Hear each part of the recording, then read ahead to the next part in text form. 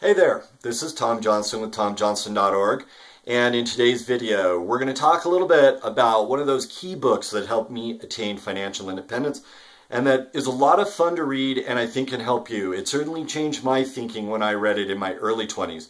This book is called Extraordinary Popular Delusions and the Madness of Crowds by Charles Mackay.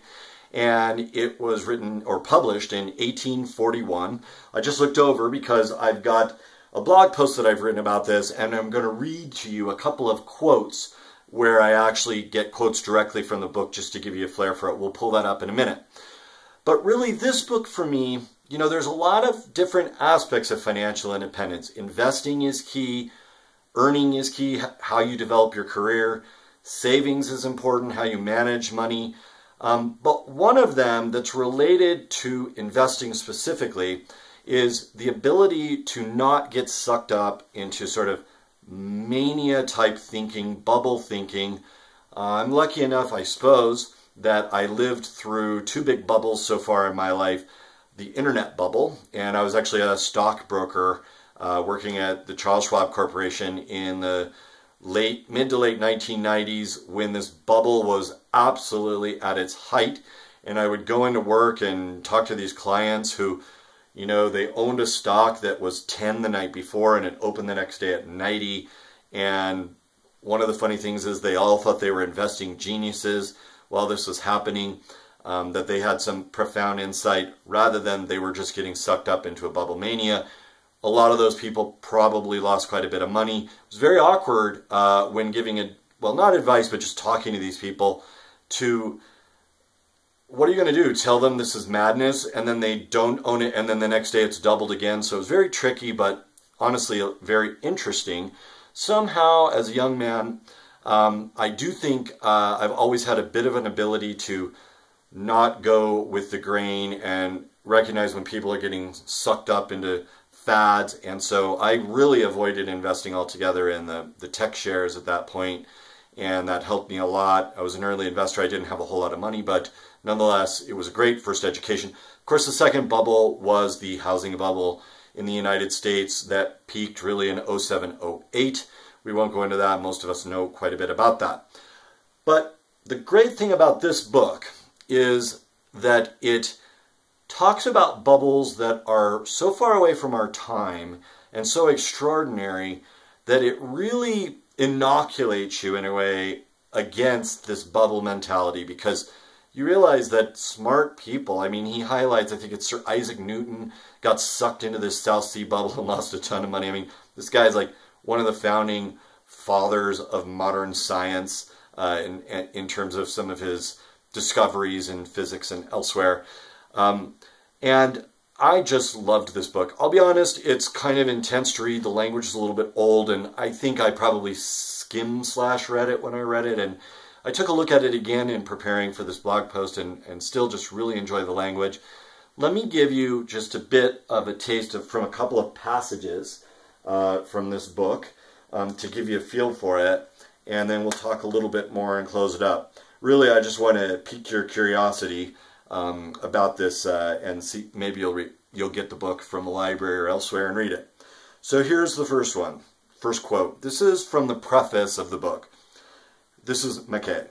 In reading the history of nations, we find that, like individuals, they have their whims and their peculiarities, their seasons of excitement and recklessness when they care not what they do. We find that whole communities suddenly fix their minds upon one object and go mad in its pursuit, that millions of people become simultaneously impressed with one delusion and run after it till their attention is caught by some new folly more captivating than the first. We see one nation suddenly seized, from its highest to its lowest members, with a fierce desire of military glory, another as suddenly becoming crazed upon a religious scruple, and neither of them recovering its senses until it has shed rivers of blood and sowed a harvest of groans and tears to be reaped by its posterity. One more quote, talking about the state of England during the height of the South Sea bubble in the 18th century. Here we go. During the progress of this famous bubble, England presented a singular spectacle.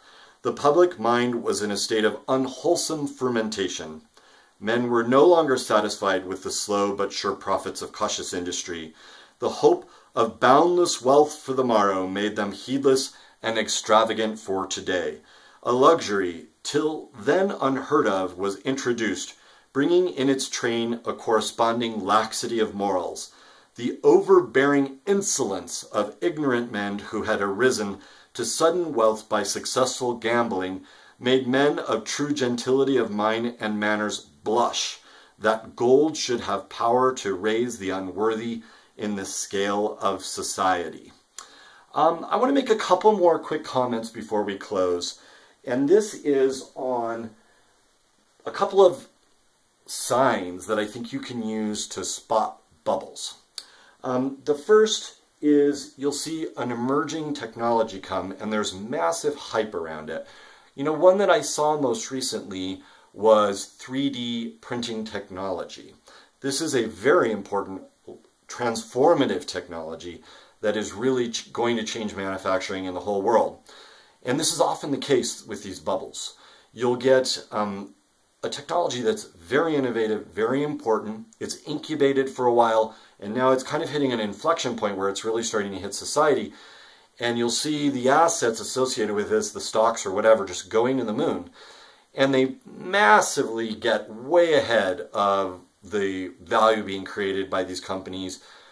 So you'll get this sort of hyperbolic curve, then a collapse, and then they'll start to grow on a more normal trajectory as they, or even a quick trajectory as they really start to impact society. So that's the first thing, is press just becoming besotted with some new technology, and they can't really, and sadly the members of the press are quite shallow in this regard. They don't seem to, they just project these things as like taking over the world, and they're really not very objective or disinterested. It doesn't mean it's not going to be transformational, but they just get lost in it. Okay, the second one I wanted to mention is that your acquaintances who have a passing knowledge or familiarity with whatever it is that we're talking about suddenly become gurus. So, as I mentioned earlier, these guys that I would deal with in stock investing suddenly thought they were geniuses and were giving me advice. Similarly, you might have in the real estate bubble, you know, I saw people all over the place flipping houses, thought they were gurus. You know, some of them got out early enough that they didn't get too burned, but a lot of them just really got crushed. Obviously, a lot of semi-innocent people got hurt in all of that as well. Finally, those are the two that I really want to mention, is just the hype, the press, and acquaintances getting sucked into it. Read this book. It's a lot of fun. He talks about the tulip mania of the 17th century in Holland. He talks about, I believe he talks about railroad hype. Oh no, he doesn't talk about railroad. That's another book that I read. He talks about a mania in France having to do with the development of Louisiana in the early days when the French still controlled it. It's a great education. It's a lot of fun to read, and it's well written. And the sooner you read it, the better. It'll give you a slightly different perspective on just how wild and crazy people can be. Maybe a little bit disturbing, but forewarned is forearmed. And that's it. Charles Mackay's Extraordinary Popular Delusions and the Madness of Crowds. Read it, inoculate yourself against bubbles, and be a more successful investor in your life as a consequence. Thanks for your time and attention. I appreciate it. If you like this, do give me a like. Helps me get the message out to others on YouTube. Feel free to subscribe to my channel if you want to get more videos like this. And we'll be talking about a couple of more books in the near future and other things having to do with building the life of your dreams, achieving financial independence, saving optimally, managing your career well, etc. So I can't wait to talk to you till the next time. Leave me a comment if you've read the book or plan to. Love to have a conversation about it. Thanks very much. We'll talk to you soon.